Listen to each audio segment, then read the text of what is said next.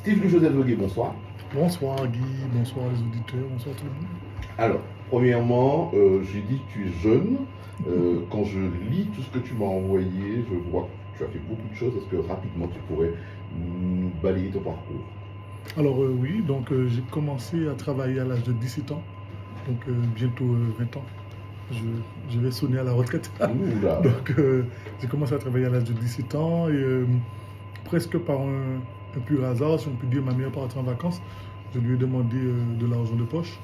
Il m'a dit que pour avoir de l'argent de poche, je vais devoir travailler. Donc c'est ainsi que j'ai commencé à travailler. Donc formation BAFA, brevet d'aptitude à la fonction d'animateur, puis ensuite BAFD, brevet d'aptitude à la fonction de directeur d'accueil collectif de mineurs. À côté de ça, j'étudiais l'industrie agroalimentaire. Donc j'étais au lycée d'abord du Robert, LPA du Robert. Donc brevet d'études professionnelles agricoles en industrie agroalimentaire.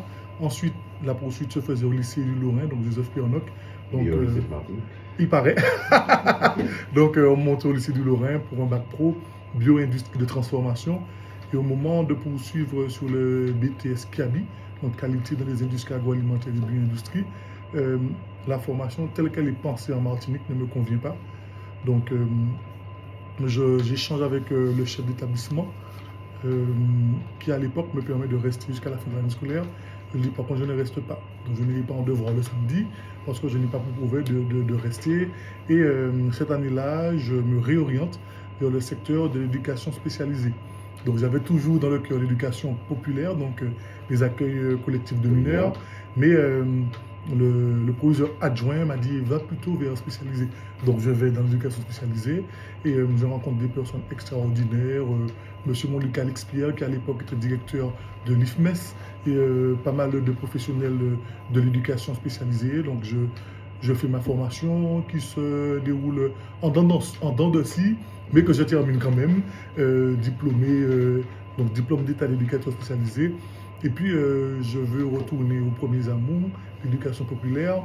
Donc ayant déjà un diplôme d'état d'éducateur spécialisé, je cherche à gravir les échelons et je me suis dirigé vers le diplôme d'état supérieur, jeunesse, éducation populaire et sport.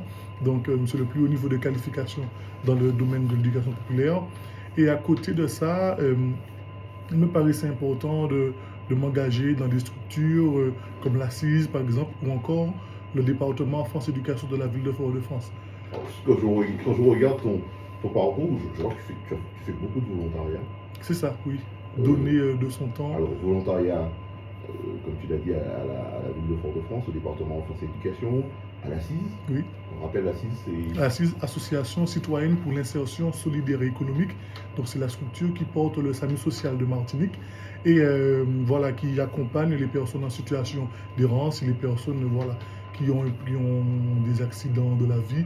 Donc l'Assise leur permet de se réinsérer, donc soit par le médicament, soit par le travail, soit par le logement. Voilà, toutes les sortes de réinsertion sont possibles et l'Assise accompagne toutes ces personnes. Alors aussi, volontariat à la protection judiciaire de la jeunesse. Oui, donc c'était un service civique. Donc avant de commencer mes études dans le domaine de l'éducation spécialisée, j'ai voulu réaliser une mission de service civique et il y a une mission qui collait à ce que je voulais, donc c'est la protection judiciaire de la jeunesse qui recevait à l'époque leurs premiers volontaires. Donc ils sont sur une formation à, à Lille, à Roubaix, à l'ENPJJ, donc l'École nationale de la protection judiciaire de la jeunesse, sur la justice des mineurs, les outils de médiation, et puis voilà, de retour en Martinique pour cette mission de 9 mois à la PJJ de Martinique. Alors, juste ma question, quand je vois que tu commences dans un lycée professionnel agricole, oui. Je ne comprends pas, ça commence là, et tu termines dans l'éducation populaire, éducateur spécialisé. Pourquoi ce grand écart? Qu'est-ce qui fait qu'à un moment donné, tu changes? Alors, j'aime manger et j'aime comprendre les choses. Et donc, on a des choses dans l'assiette et il est important de savoir qu'est-ce qu'on a dans l'assiette, pourquoi la viande cuit, qu'est-ce qui fait que la viande rouge devienne marron. Donc voilà, le secteur de l'industrie agroalimentaire m'a passionné à une époque et me passionne encore aujourd'hui parce que certains produits de boulangerie, par exemple, on va prendre le plus simple, la pomme cannelle. J'en fais régulièrement avec mes élèves à mon travail. Donc, ce sont des acquisitions que j'ai pu faire en industrie agroalimentaire que je peux réemployer aujourd'hui dans le secteur de l'éducation. Mais pourquoi ce grand écart? Parce que, alors, il y a un grand écart entre les deux, mais dans ma vie, il n'y a pas de grand écart parce qu'à 17 ans, j'avais déjà commencé dans l'éducation populaire. Donc, c'est juste rester au contact de cette jeune génération que je veux pouvoir accompagner du mieux que je peux. Alors, quand on va parler de toi, alors je vais donner la petite histoire, on va parler de toi dès le début de cette. J'ai décidé de faire cette émission, début des vacances. On va parler de toi, on va dire oui, lui il correspond parce que il a fait beaucoup de choses et qu'il ne reste pas en place. Il fait beaucoup, il touche à beaucoup de choses. Pourquoi cette envie de t'engager de cette manière? Ben, pourquoi cette envie? Je ne me suis pas posé la question de pourquoi l'envie de m'engager, mais j'aime à dire, il y a des choses à faire, il faut que quelqu'un le fasse. Donc moi j'ai bien envie de faire partie de ceux qui font. Donc voilà. Donc alors, tu as un intérêt pour l'autre. Oui. Parce que dans tout ce que tu fais, je vois l'éducation populaire, Oui. l'assise, la protection sociale de la jeunesse, C'est l'autre. C'est toujours l'autre. Oui, c'est l'autre et c'est surtout la jeune génération. On a tendance à croire que cette génération est perdue, que cette génération ne vaut rien, et patata patata. Et moi, j'ai envie d'être au cœur de cette génération avec des outils, des compétences en termes d'éducation pour pouvoir les accompagner au mieux. D'accord. Quand tu dis cette jeune génération, on croit perdue, toi, quel regard tu lances? Tu assures vraiment? Parce que quand même, certains vont te dire oui, mais il y en a qui sont peu là ou là, qui nous embêtent. Il y en a de ceux qui sont dans des cités, là, qui ne sont pas super. Il y a des jeunes à l'école, on ne sait pas ce qu'il faut faire avec eux. Toi, tu réponds quoi à ça? Qu'est-ce qu'on leur a proposé? Et pas qu'est-ce qu'on a fait pour eux, qu'est-ce qu'on leur a proposé. Descendre au bas de la cité, échanger avec eux, prendre le temps de comprendre qui ils sont, quelles sont leurs aspirations, parce que il ne faut pas dire qu'il n'y a rien qui est fait pour la jeunesse. Il y a beaucoup de choses qui sont faites, il y a beaucoup de dispositifs qui sont mis en place, mais est-ce que les dispositifs pas fonctionnent? Est-ce que les dispositifs sont destinés à des personnes en marge de la situation comme eux? Est-ce qu'il n'y a pas un travail à faire pour qu'ils soient réinsérés avant de pouvoir émarger à ces dispositifs? Donc c'est ça. Aujourd'hui, c'est un jeune qui est sous la cité, qui est embêté, qui a babou gaz, mais avec de l'écoute, avec le fait de comprendre ce dont il a envie, peut-être qu'on peut le ramener, le sortir de la marge en tout cas. Avec toutes ces personnes que tu dis être dans la marge, qu'est-ce que tu partages avec eux en réalité? Leur histoire et la mienne. Je suis issu d'un quartier populaire, donc Volga-Plage. Et aujourd'hui, j'habite dans un autre quartier populaire, Cité Dillon. Donc, c'est une histoire que je connais. Ce sont des difficultés que je connais. La vie n'est facile pour personne, encore moins pour les personnes qui sortent de ces quartiers dits populaires.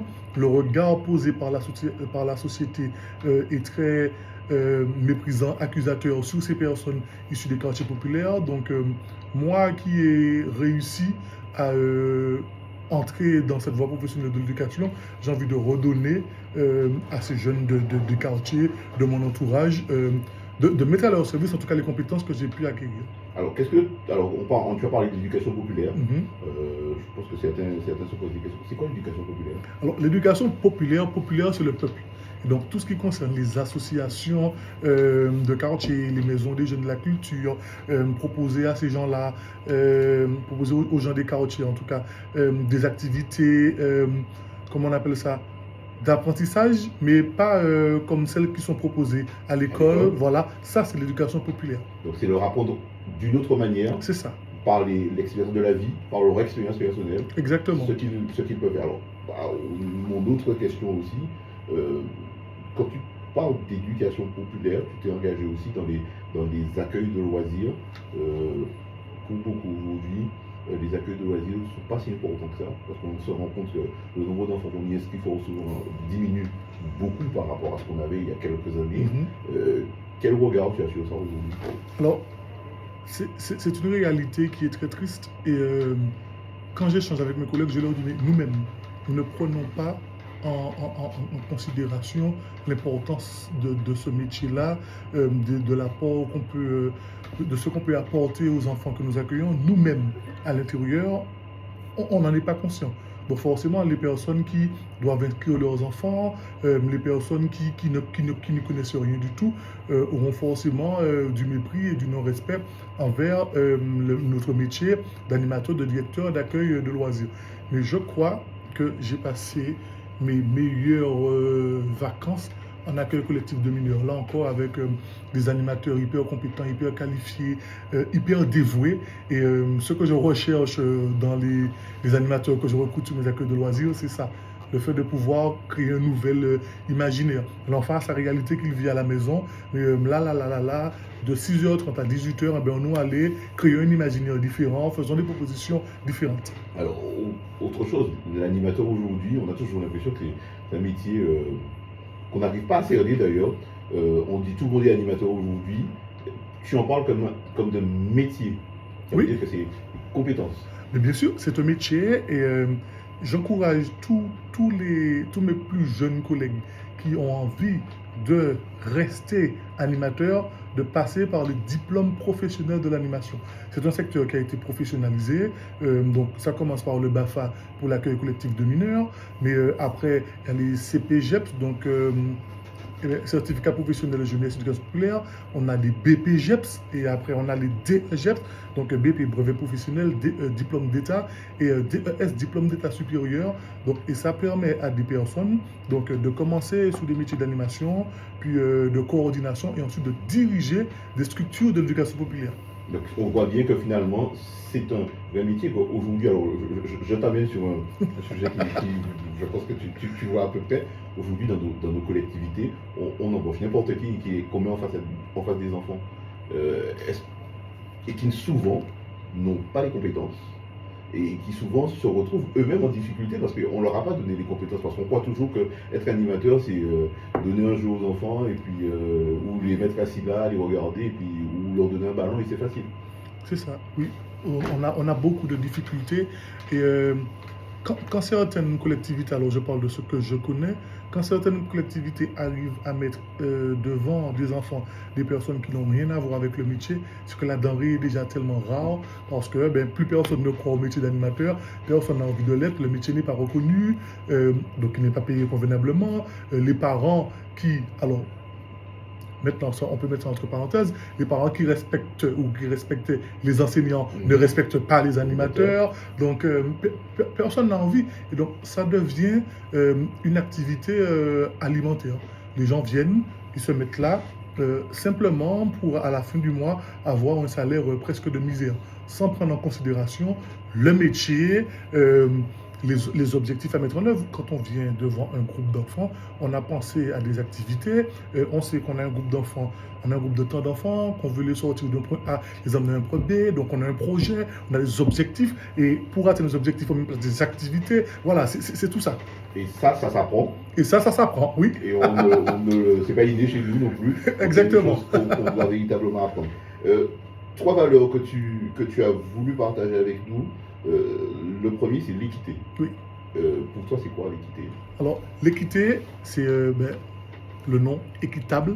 Et donc, dans l'égalité, on donne à chacun la même chose. Ça veut dire que qui ou ni, qui ou pas ni, si c'est ce qu'il a donné, c'est ce qu'on donne. L'équité, c'est de pouvoir donner à chacun ce dont il a besoin. Donc, tu as plus, donc tu as besoin de moins, je donne plus à celui qui en a moins. C'est ça, le caractère équitable. On n'est pas égaux, donc je vais peut-être créer, je ne sais pas, l'énervement des gens. On n'est pas égaux. À aucun moment, on ne peut être égaux. Dans la vie, en tout cas, on n'est pas égaux. C'est ça. Un homme peut faire certaines choses qu'une femme ne peut pas faire. Une femme peut faire des choses, notamment donner la vie, qu'un homme ne peut pas faire. On n'est pas égaux. Par contre, chacun doit pouvoir être traité de manière équitable. Un homme et une femme qui travaillent dans une entreprise qui ont le même poste doivent pouvoir avoir le même salaire. Ça, c'est l'équité. Je pense que ça va soulever des on ne va pas les entendre, on les entend quand même un peu. La bienveillance, c'est ta deuxième qualité, la deuxième valeur que tu dis, c'est pour toi, c'est la bienveillance. Alors, ça peut être compliqué, mais il faut pouvoir regarder le frère, la soeur, la personne à côté de toi, sans la juger, avec un minimum d'empathie, et avoir au moins, même sans les compétences, avoir au moins le désir de pouvoir l'accompagner à faire un pas de plus. Donc c'est ça pour moi, être bienveillant, c'est jeter un regard d'amour tout simplement sur la personne à côté de moi. L'engagement. L'engagement. Parce qu'on n'a pas besoin de dire, on a rien de te dire l'engagement. Il suffit de t'entendre depuis tout à l'heure aussi. Alors, une autre partie de ton parcours, alors c'est l'une des choses que tu m'as dit, tu es adjoint en pastoral scolaire. Oui. Qu'est-ce que c'est? Je ne sais pas qu'est-ce que c'est, mais pourquoi ce besoin? Alors, je travaille dans un établissement privé catholique et dans ces établissements-là, il y a quelqu'un qui seconde le chef d'établissement dans la charge pastorale, donc qui est nommé par le chef d'établissement pour être responsable de l'enseignement religieux. Et donc, je n'ai pas forcément cherché à postuler là, on est venu me chercher, et puisqu'il s'agissait de jeunes à accompagner et de foi en Dieu à disséminer comme ça, je me suis dit, allez, on va aller. Alors, ça aussi, est-ce que ta foi a un impact sur ce que tu fais, sur ton métier, sur ce que tu dis, sur tes décisions, sur ta vie de tous les jours? Ben, je pense bien. Les fois où je me sens un peu abandonné par Dieu, c'est un peu en down. Et toutes les fois où je sais que Dieu est là avec moi et où je me rappelle que Dieu est avec moi, ben on doit aller et faire comprendre aux gens que aujourd'hui c'est difficile, mais que demain, même si demain, c'est pas demain de 24 heures, mais demain, la vie peut être plus belle, on peut avoir des mini-victoires. Donc oui, ma foi m'accompagne et grâce à ma foi, je peux avancer et disperser l'amour autour de moi surtout. Est-ce que en disant ça, ça veut dire que tu n'as pas peur de dire oui, je suis croyant? Mais pas du tout. Il y a cette manière finalement de ne pas trop en parler parce que c'est un sujet qui est polémique. Mais toi, est-ce que pour toi c'est naturel de dire oui, je suis croyant? Oui, je pense que quand les gens qui me connaissent savent que je n'ai aucun problème à faire savoir que je crois en Dieu. Aucun problème. D'accord.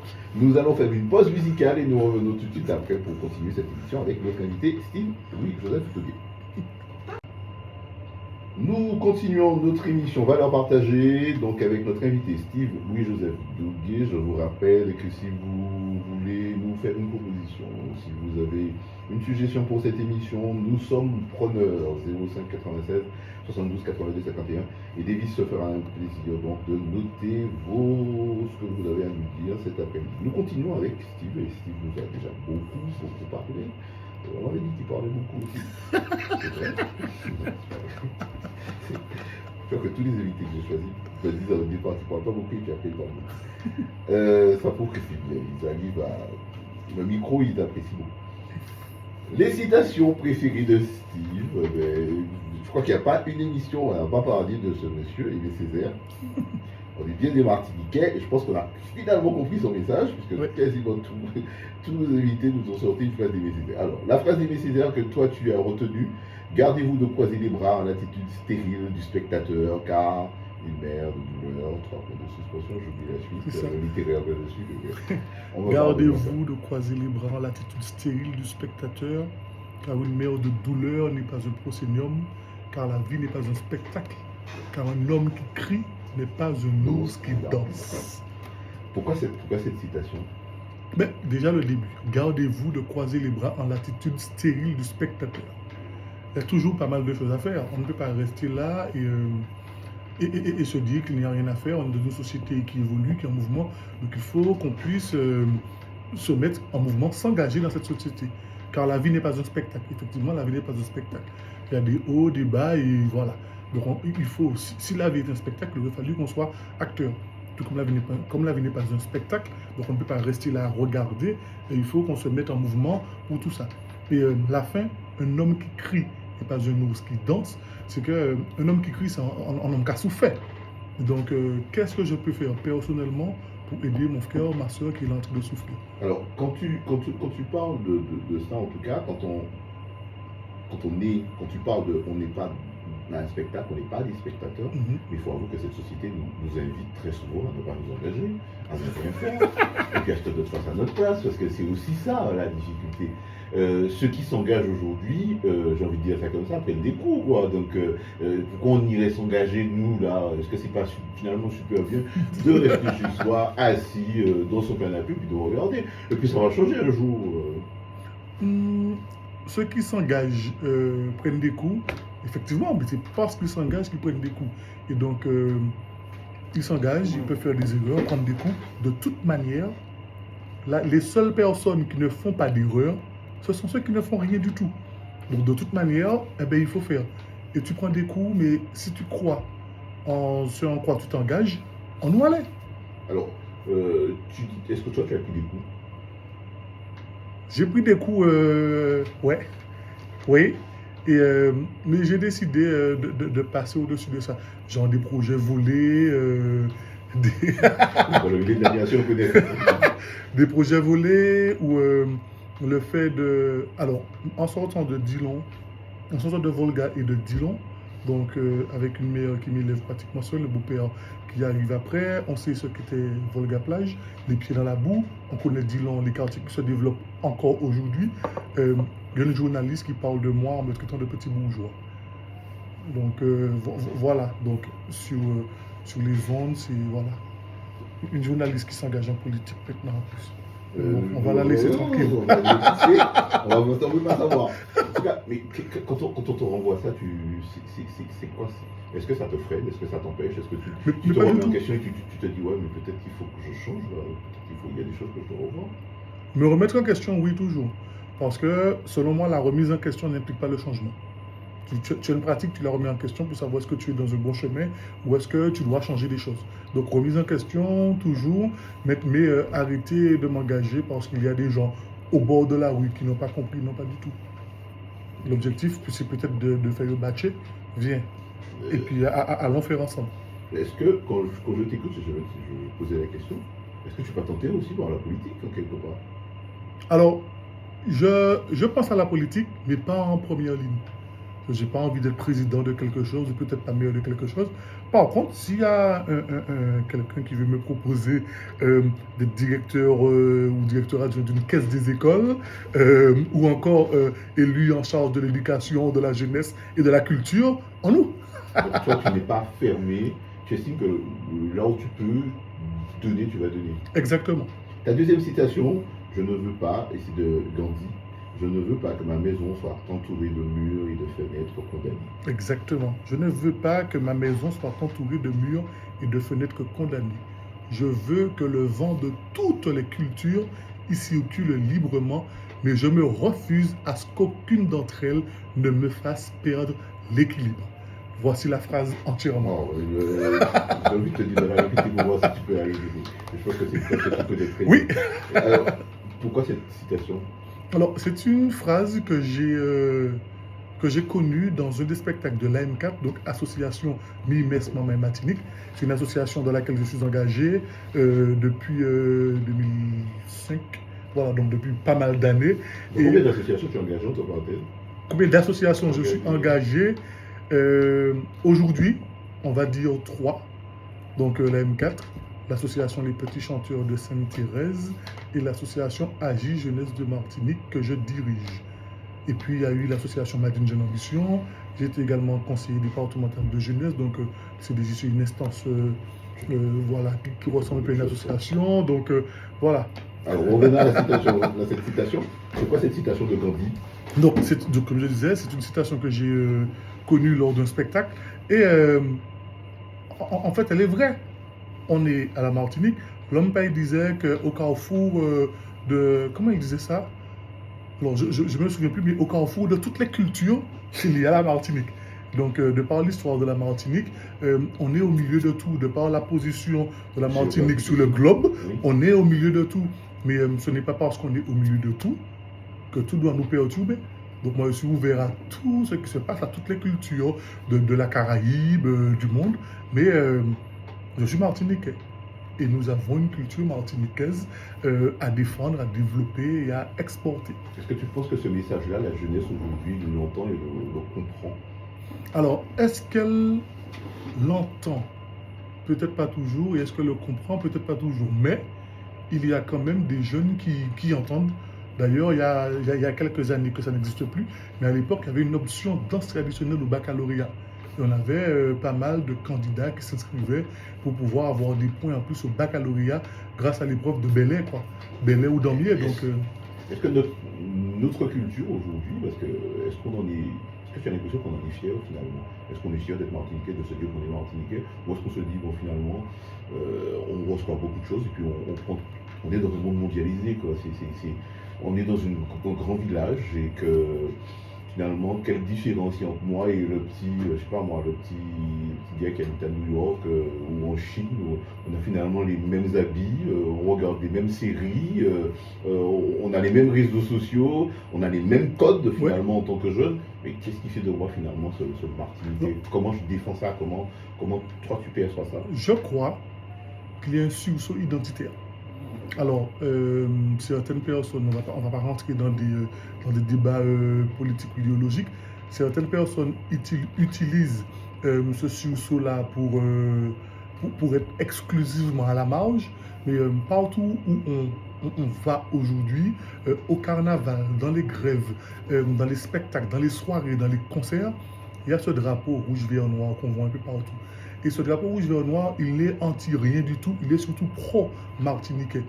Ce drapeau qu'on voit pour la première fois, alors pas comme ça, en 1766, donc c'est Francisque Fabulé, on est à Saint-Pierre, donc je ne suis pas né, ma grand-mère non plus, donc on retrouve déjà ces trois couleurs-là à cet endroit-là, et puis au fur et à mesure que la vie en Martinique se développe, ce drapeau-là prend différentes formes, et puis aujourd'hui, il est partout.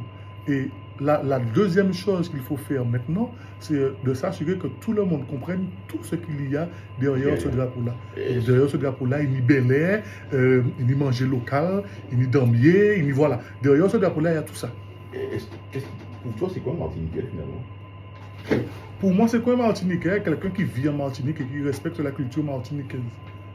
Ouais, je pense qu'on peut résumer ça.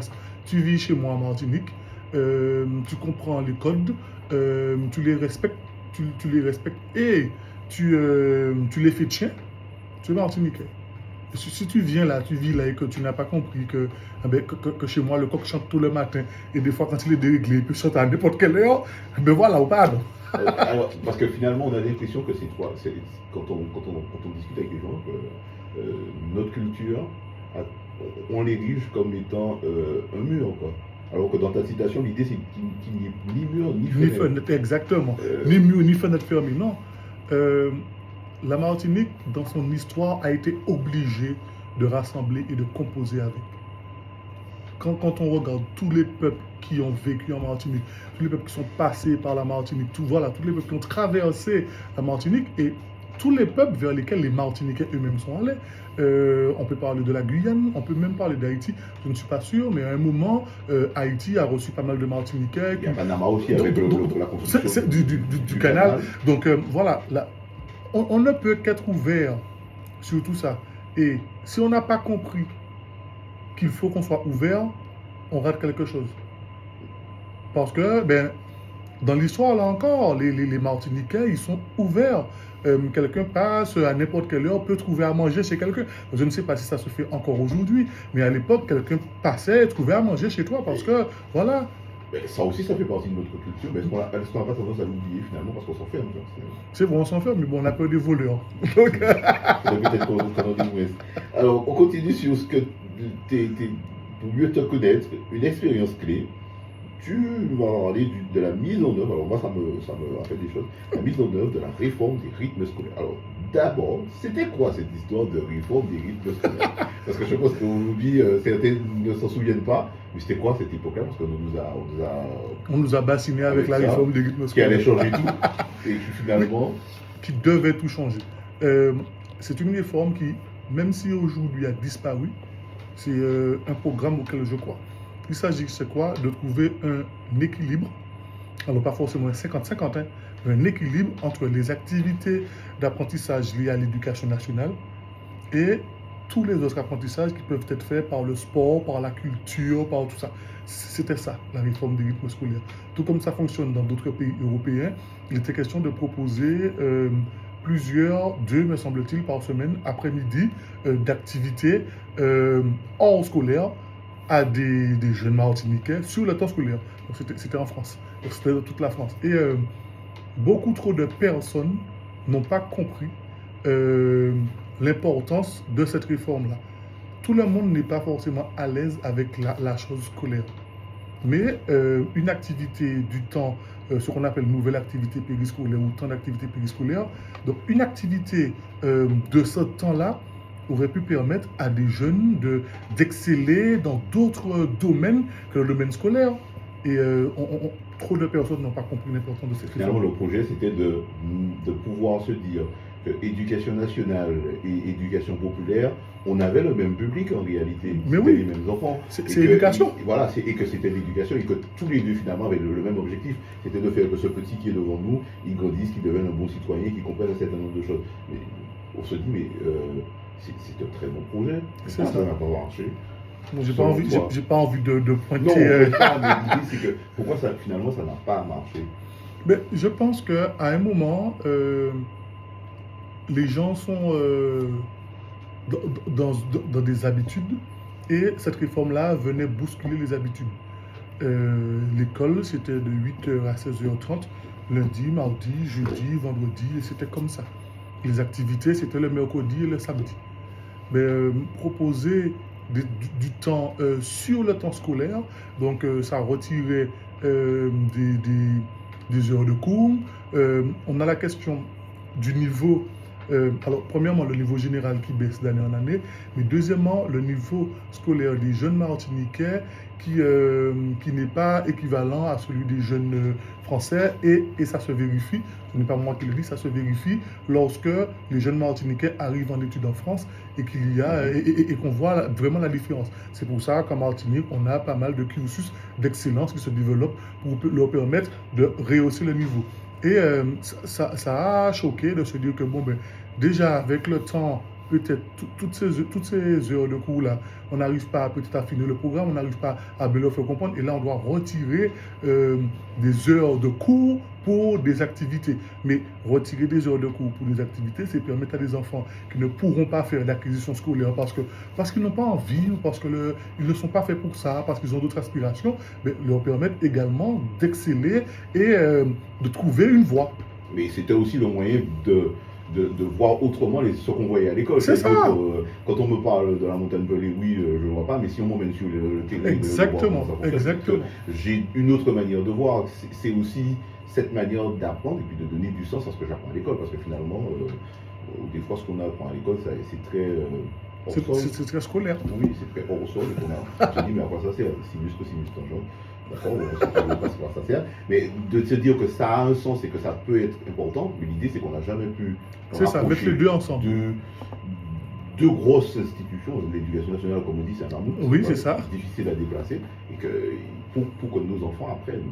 Est-ce que toi, dans la Martinique dans laquelle on est, on a le droit de se dire que nous, ici, on peut inventer un modèle éducatif qui soit aussi différent?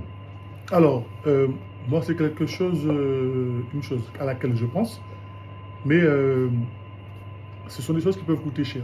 Donc, est-ce qu'on est prêt à investir dans ça? Soit ça coûte cher, ou soit on fait du contrat. Ce que je veux dire, créer une école, créer une nouvelle institution, une école, avec très peu d'élèves par classe, et puis proposer chaque après-midi ce genre de choses-là, mais bon, en respectant le programme de l'éducation nationale pour pouvoir être sous contrat avec l'éducation nationale. Voilà, il y a des choses, mais c'est un coût, et puis il faut se mettre là et réfléchir. D'accord. Alors, c'est l'une des choses que ton projet que tu veux mettre en place, création d'un espace multi-accueil réservé aux enfants, adolescents et jeunes majeurs. Pourquoi? Trop de fois, alors déjà sur la question des enfants et des adolescents, les enfants, la majorité des accueils collectifs de mineurs, des accueils de loisirs, se déroulent dans les écoles. Donc un enfant qui est scolarisé, je ne sais pas, dans une école du Lamentin, peut-être que le centre de loisirs dans lequel il va, c'est la même école du Lamentin et que la salle, exactement. Et on a un même cadre, c'est les mêmes animateurs qui le voient, exact, qui le revoient pendant les vacances. C'est peut-être ça aussi la difficulté. C'est ça. Donc là, ce serait créer un espace. Donc, on a, à un moment, on parlait de centre de loisirs. Aujourd'hui, on a changé la définition. On parle d'accueil de loisirs. Mais ce serait vraiment de créer un centre de loisirs. Donc, des espaces où l'enfant découvre autre chose. Donc, ça, c'est pour les enfants. Pour les adolescents, un espace où ils peuvent être écoutés par des médiateurs, par des éducateurs spécialisés. Il faut dire aussi qu'aujourd'hui, quand on parle d'accueil de loisirs, cette tranche d'âge à partir de 12 ans jusqu'à 15-16 ans, ils ne sont pas très souvent sur les accueils de loisirs. Et très peu d'associations s'engagent avec ces jeunes-là. C'est ça. Alors, c'est malheureux. Différent. C'est malheureux, mais alors, j'ai la chance de diriger un accueil de loisirs en juillet pour adolescents. Donc on parle de 10 ans et on arrive à 16 ans. À 16 ans, tu n'as plus ta place là parce qu'à 16 ans, on passe le BAFA. Donc si tu as ta place là, tu as ta place de mon côté, c'est-à-dire dans l'équipe. Donc une fois que tu as bien vécu tout ce qu'il y a à vivre là, l'année prochaine, tu vas au BAFA et tu viens faire ton stage pratique sous le centre sportif là où tu es. Et là, on crée une nouvelle génération d'animateurs qui comprend. Et qui a vécu des choses. Bien sûr, c'est pour ça qu'elle est en mesure de comprendre. Donc voilà, ces jeunes-là, donc, qu'ils puissent rencontrer des gens qui sont formés à ne pas les juger. Parce que, à l'état là, on a dormi, oui, là, c'est le travail de la maman de lui dire qu'à une certaine heure, on ne dort pas dans une maison parce qu'il faut aller chercher du travail, il faut aller à l'école, mais la communication peut être rompue dans certains foyers à cause de ce genre de choses-là. Le but, c'est de créer toujours dans ce même accueil-là un espace où ils sont entendus, écoutés et où on leur propose des choses. Parce que je ne viens pas là pour t'écouter, simplement pour t'écouter. Je t'ai écouté, tu as vidé ton sac, tu m'as fait parler de tes objectifs, naturellement, qui ça nous a fait? Parce que ce sont tes objectifs et pas les miens. Donc, qui ça nous a fait? Et puis, jeunes majeurs, c'est pour ceux qui rencontrent des accidents de la vie, donc les jeunes femmes enceintes qu'on jette du foyer, ou les familles avec ou sans enfants qui ont des difficultés, qui perdent leur travail, donc qui ne peuvent plus payer les loyers. Donc c'est permettre à ces personnes-là de venir le temps d'un instant. C'est de l'accueil d'urgence. Et dans la notion d'accueil d'urgence, il faut qu'il y ait un temps. L'urgence, c'est sur un temps donné. Si l'urgence dépasse un certain temps, on n'est plus dans l'urgence, on est dans une habitude. Donc, c'est permettre à ces personnes-là d'arriver sur un accueil d'urgence, de rencontrer dès le lendemain, quel que soit le jour. Ils arrivent samedi soir, le lendemain c'est dimanche matin, quel que soit le jour, pouvoir rencontrer des professionnels du social, du médico-social, où voilà, c'est quoi le projet, quel est l'accident, c'est quoi le projet, et on est parti, on commence pour chercher une solution. Est-ce que tu constates que ça demande des compétences? Oui.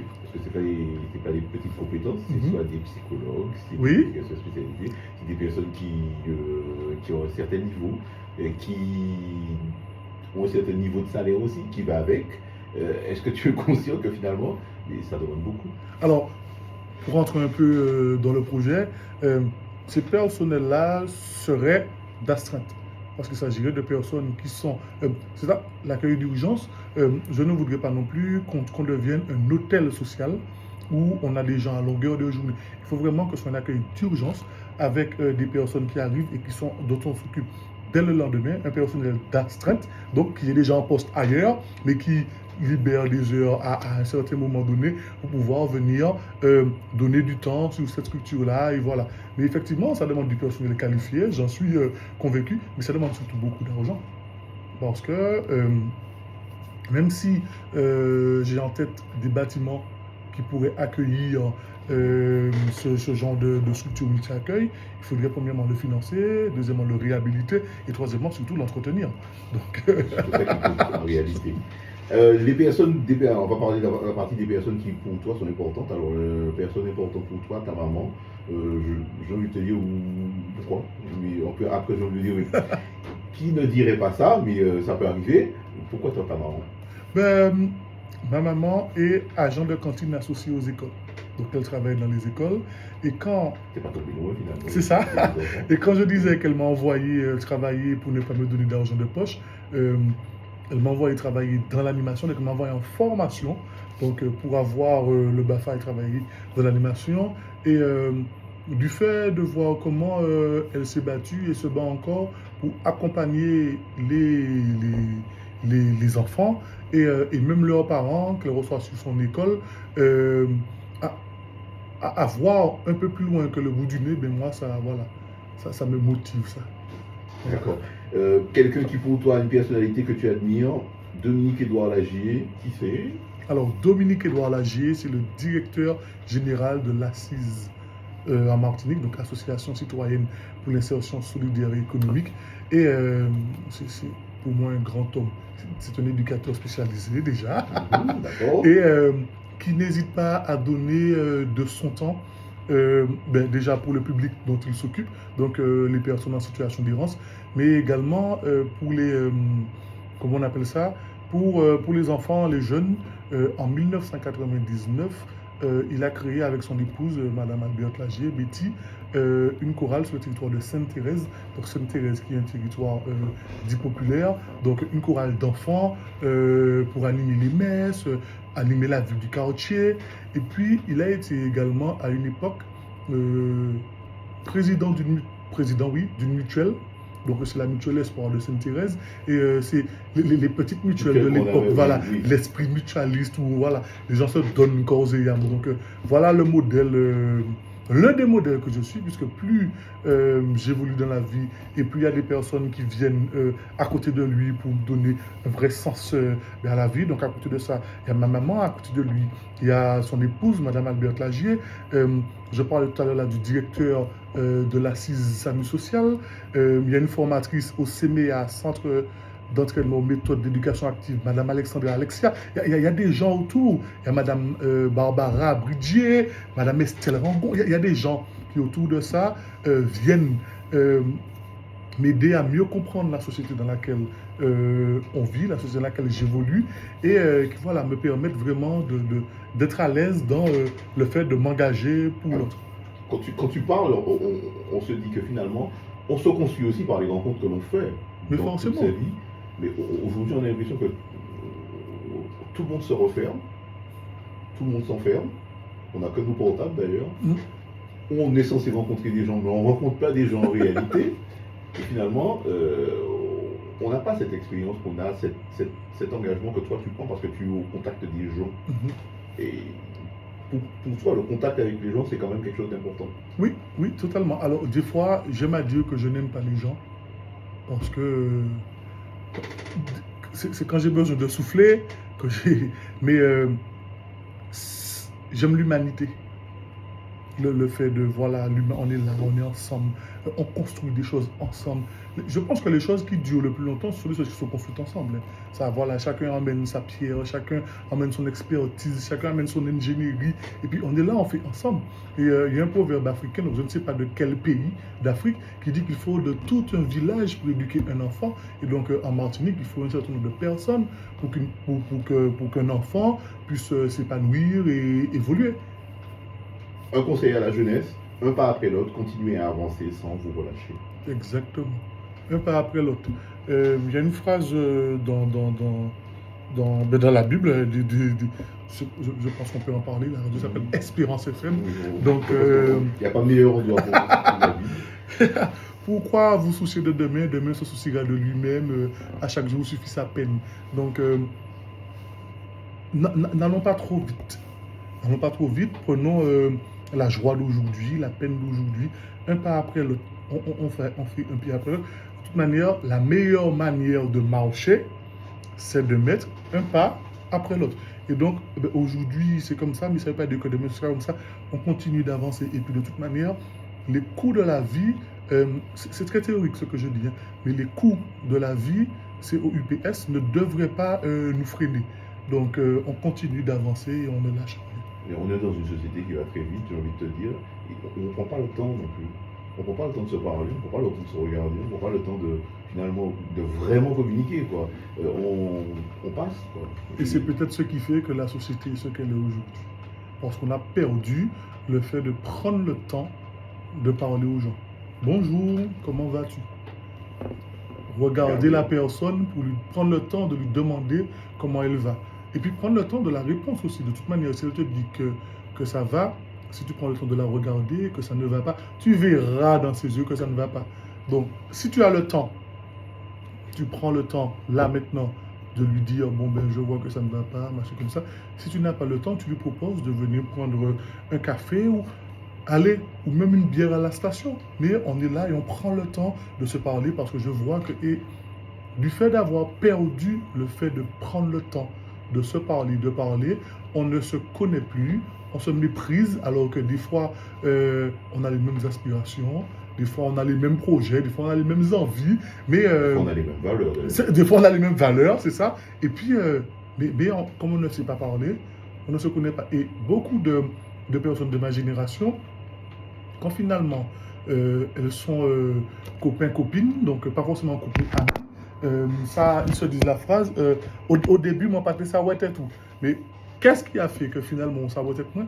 On a simplement pris le temps de parler, d'échanger et de voir que finalement, on se ressemble. Et que ça va. Ouais. Vraiment, on peut faire un bout de chemin ensemble, exactement. L'attitude que tu détestes le plus, le manque de combativité. Ah ouais, non, tu peux pas.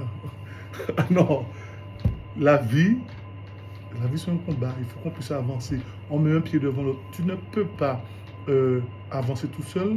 Il y a quelqu'un qui vient, qui te supporte, qui te soutient pour te faire avancer.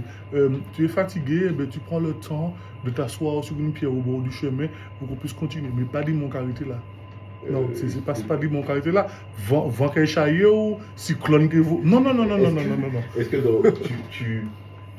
tu peux te dire, oui, mais je peux accompagner celui qui finalement n'a pas de combativité, n'a pas d'envie, ne veut pas aller. Comment tu fais? Oui, mais alors, on peut l'aider à retrouver du sens à son envie, parce que bon, chacun vit de ses envies. C'est parce qu'on a des projets, des envies, des aspirations que finalement on met un pied devant l'autre. Donc, lui redonner le sens de tout ça. Mais il faut, selon moi, que la personne ait quand même un peu envie. Si la personne n'a pas envie, sans être dans le jugement, si la personne n'a pas envie, en fait, on ne pourra pas l'accompagner. Parce que mon leitmotiv, ce n'est pas de faire à la place des gens, c'est de les accompagner à faire par eux-mêmes pour qu'ils soient épanouis. Donc si tu n'as pas envie, je peux essayer de créer l'envie en toi, mais si tu n'as pas envie d'avoir l'envie, on ne peut pas faire grand-chose. C'est ça. On fait une dernière pause musicale avant de passer à la dernière partie de cette émission avec Steve Louis-Joseph Dougui. Dernière partie de l'émission avec Steve Louis-Joseph Dougui. Alors, la dernière partie, c'est toujours un sujet d'actualité, Steve. Alors, quel sujet d'actualité pour toi? Tu vas parler d'un sujet d'actualité, mais je vous laisserai toi qui présente, qui nous entend. Et pourquoi d'ailleurs tu choisis ce sujet-là? Non, j'ai été, comme je disais en antenne, comme on dit, un peu perturbé par le fait d'actualité au Vauclin.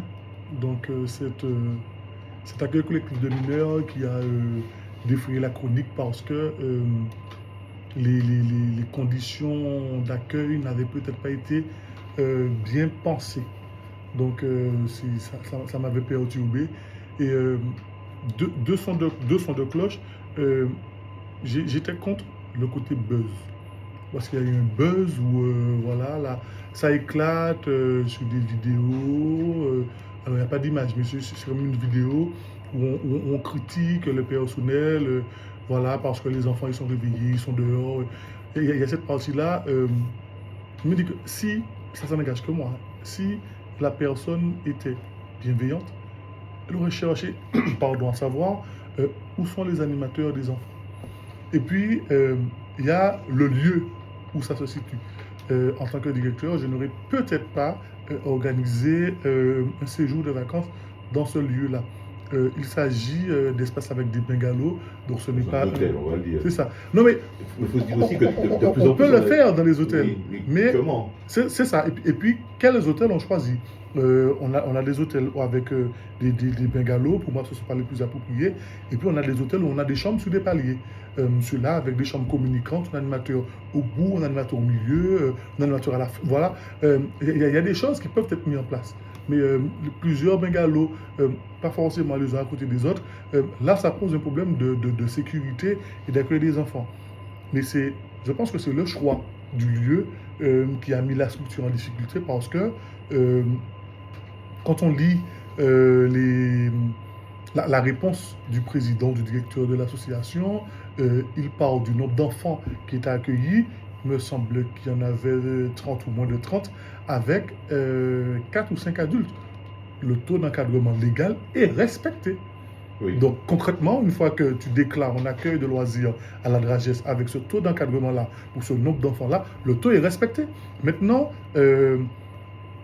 où dans quelles conditions, et puis ce n'est pas parce que le taux est respecté que finalement tu ne peux pas rajouter parce que le lieu t'oblige à avoir plus. C'est ça. C'est ça aussi qu'on ne réfléchit pas aussi. C'est ça. Et de se dire, oui, est-ce que la loi dit, c'est ça, ouais, bon, je suis en accord avec la loi. Peut-être que, est-ce que le lieu où je vais, il faut que je l'étudie pour voir finalement, est-ce que j'ai.